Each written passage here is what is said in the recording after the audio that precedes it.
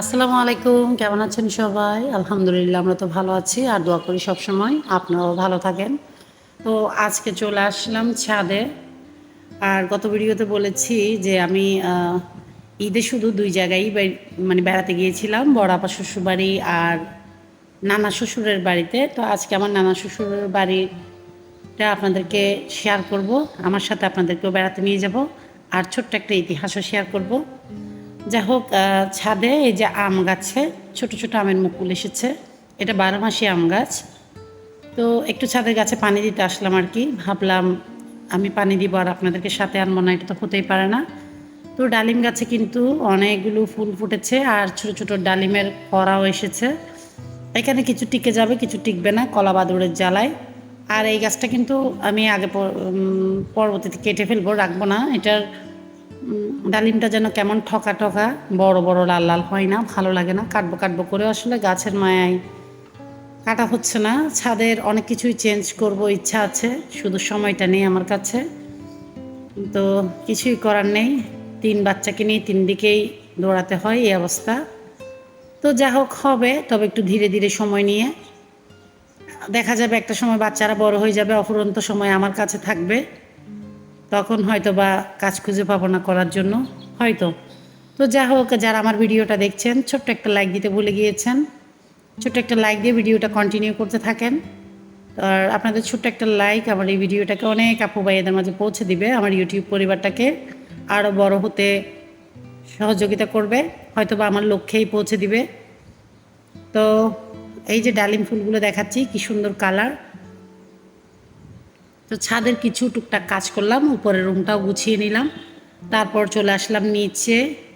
অল্প কিছু বাজার আনিয়েছিলাম গতকাল রাতে, সেগুলো গুছিয়ে নিচ্ছি। 2 ধরনের পাস্তার প্যাকেট খুলে পাস্তাগুলো মিক্স করে একটা জারে রেখে দিব। আর কিছু চিড়া আনিয়েছিলাম, চিড়া ভাজা করলে মাংস দিয়ে ঝাল ঝাল করে, ডিম অথবা মাংস দিয়ে পোহার মতো আর কি, ভাজা বাদাম দিয়ে। এটা কিন্তু সালাদের সাথে খেতে ভালোই লাগে। তো ওই জন্য ওগুলো চেলে ঝেড়ে রেখে দিলাম। এখানে ছোটো ছোটো ধানের খোসা থাকে, তো ওগুলো পরিষ্কার করে রেখে দিলে সব কিছু গুছিয়ে রান্না করার সময় আর কষ্টটা হয় না আর কি। তো এই কচুলতিগুলো কিনেছি কিন্তু বেশ কিছুদিন আগে। আসলে কুটবো কুটবো করে কুটা হয়নি, কারণ ঈদের বিভিন্ন ধরনের কাজকর্মের ঝামেলায় কিন্তু এটা কুটা হয়নি আর কি। তো ভাবলাম আজকে যতটুকু পারি কুটে রাখবো, জানি না কতটুকু করতে পারবো। কচুলতি কিন্তু পুরনো হয়ে গেলে ছিলতে একটু কষ্ট হয়। তো আজকে মনে হয় ভাজা হবে না, তবে ছিলে রাখার চেষ্টা করব। যেদিন ছিলা হয় সেদিন কিন্তু ভাজা হয় না, আগের দিনই করে রাখি। যেহেতু আমার একা হাতের কাজ, বাচ্চাদেরও ঝামেলা আছে, সাংসারিক অন্যান্য ঝামেলা আছে। আর যেহেতু এখনও ঈদের সিজন চলছে, কোথা থেকে কখন মেহমান এসে হঠাৎ একটা তাড়াহুড়োয় পড়ে যায়। তাই যতটুকু পারি কাজ আমার মতো করে আমি গুছিয়ে নিচ্ছি আর কি। তো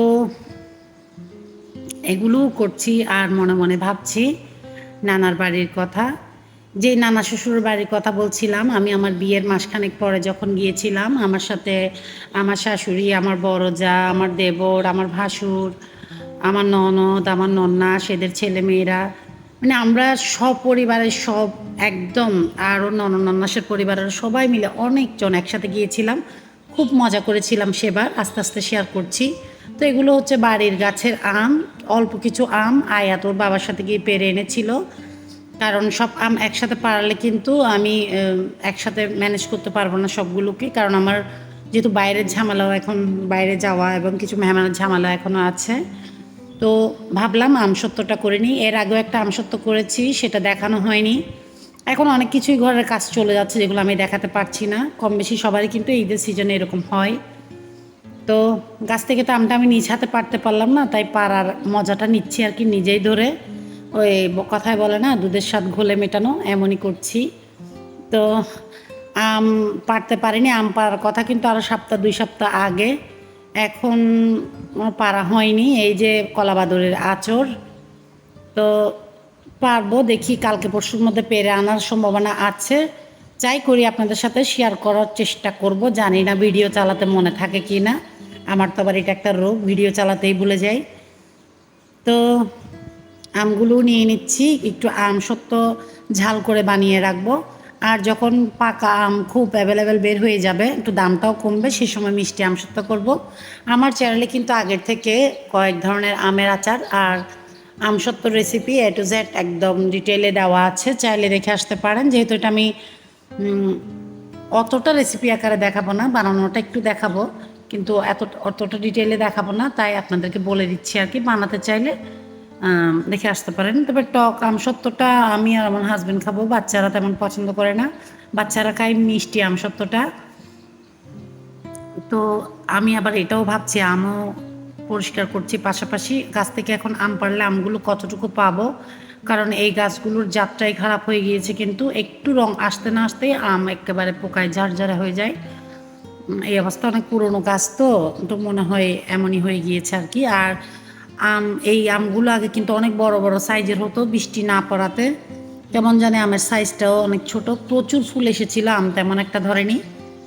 তো কিছু চানা বুট ভিজতে দিয়ে রেখেছি এখানে 2 কেজির মতো, এগুলো সেদ্ধ করে আমি ফ্রোজেন করব। চিরাটাও চেলে বেছে নিলাম, মটরও ভিজতে দিয়েছি, এগুলো দিয়ে আমি চটপটের জন্য সিদ্ধ করে রাখবো, যে ইমার্জেন্সি মেহমানের জন্য আর কি। আর কিছু ডালপুরির ডাল সিদ্ধ করে ভাজা করে রেখে দিব, ও যে কোনো সময় যেন ডালপুরি বানিয়ে ফ্রোজেন করতে পারি।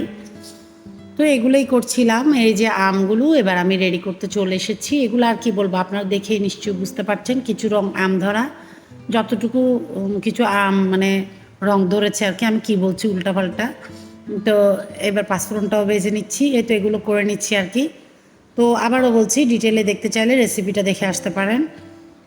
তো যেটা বলছিলাম, মামি শাশুড়ির বাড়ির কথা, আমার বিয়ের পর আমরা যখন গিয়েছিলাম মামি শাশুড়ির বাড়ির ঘরের সামনে, মানে আমার নানা শ্বশুরের বাড়ির ঘরের সামনে বড় একটা পুকুর ছিল। সেই পুকুরে প্রচুর চিংড়ি মাছ হতো। তো ওদের যেই পুরুষরা গিয়েছিল, আমার ভাসুর দেবর মানে ছেলেরা যারা গিয়েছিল তারা সবাই আগে চলে গিয়েছিল, পরে আমরা মহিলারা গিয়েছিলাম। তো আমরা যখন ঘাটা দিয়ে যাচ্ছি দেখলাম পুকুরটা ক্রস করার সময় আমার ভাসুর দেবর, আমার হাজব্যান্ড, সব পুরুষরা, ছোট ছোট যারা পুকুরে নামতে পারে এই বয়সী ছেলেরা, সবাই পানিটা সিঁচে ফেলেছে। আগের দিন রাতেই বলা ছিল যে আমরা যাব, সিঁচে ফেলেছে, আর সবাই লুঙ্গি পরে পরে পানিতে। তো সবাই মাছ ধরাতে ব্যস্ত। এত সুন্দর লাগছিল সিনটা দেখতে। এই সিন আমি মনে হয় আর 1000বার চেয়েও একবারও দেখতে পারবো না। বড় ভাইয়া দেশের বাইরে চলে গিয়েছে, ফ্যামিলি নিয়ে ওখানে সেটেল। তারপর দেবররা যার যার সংসার নিয়ে ব্যস্ত, আমরাও আমাদের মতো বাচ্চাদেরকে নিয়ে ব্যস্ত। আর কি সবাই একসাথে হতে চাইলেও তো হওয়া হবে না, আপারাও ব্যস্ত, মানে ননদনসরা, ওদের ছেলে মেয়েরাও এক একজন এক এক প্রফেশনে চলে গিয়েছে। কিন্তু সেই সোনালি সময়টাকে আমি আজকে যখন গিয়েছিলাম মিস করছি, আর সবচেয়ে বেশি মিস করছি কারণ সেই পুকুরে অনেক ফেনা হয়ে গিয়েছে, জংলার মতো হয়ে গিয়েছে। বাড়িটা এত সুন্দর করে এখন নতুন করে করেছে, আগে ছিল মাটির 2 তলা গুদাম ঘর যেটা বলে আর কি, এরকম ছিল। তো এবার গিয়ে দেখলাম সব কিছু অন্যরকম, একদম পাকা নতুন ঘর। তো যাই হোক, আজকে দুপুরের আয়োজন একটু হেলাঞ্চা শাক ভাজা করেছি, বেগুন ভাজা করেছি, ডিম ভাজা করেছি, আর আম কেটেছি। আমের ভর্তা হবে না, এটা তো হতে পারে না, একটু আমের টক, তারপর ভাত। আর এখানে হচ্ছে মাছ, একটু ঝাল করে মাছ রান্না করেছি। মাছটা আমি খাবো, কাটা মাছ যেহেতু এরা খাবে না। আর এখানে মুসুর ডালের ঝুরা করেছি একটু, এগুলোই। তো এখন আমি যেটা বলছিলাম আর কি। তো ওখানে গিয়ে দেখি এরা মাছ ধরছিল। তো অনেক মিস করি আসলে, এখন যে যে যার যার সংসার নিয়ে ব্যস্ত। মামিদের বাড়িটা তো এখন নতুন করে করেছে, প্রায় 2.5 বছরের মতো হচ্ছে। অনেকবার বলেছে আমাকে যেতে, আমি সময়ের জন্য যেতে পারিনি।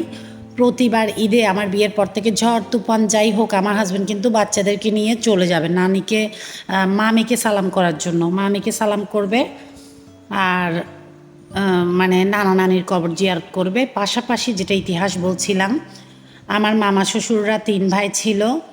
তো বড় ভাই ছিল আর্মিতে, তারপর মেজো ভাই ছিল তখন 23 বছরের বয়সী, আর ছোটটা ছিল 21 বছর বয়সী। সেই সময়কার সময় আমার একদিন ডাকাত আসলো ওদের ঘরে। ডাকাত এসে আমার হঠাৎ করে, মামা শ্বশুর বড়টা ঢাকা গিয়েছিল, সেই সময় ডাকাত এসে 2 ভাইকেই, যেটা 21 বছরের 23 বছরের 2টা ছেলেকেই গুলি করে মেরে ফেলেছে।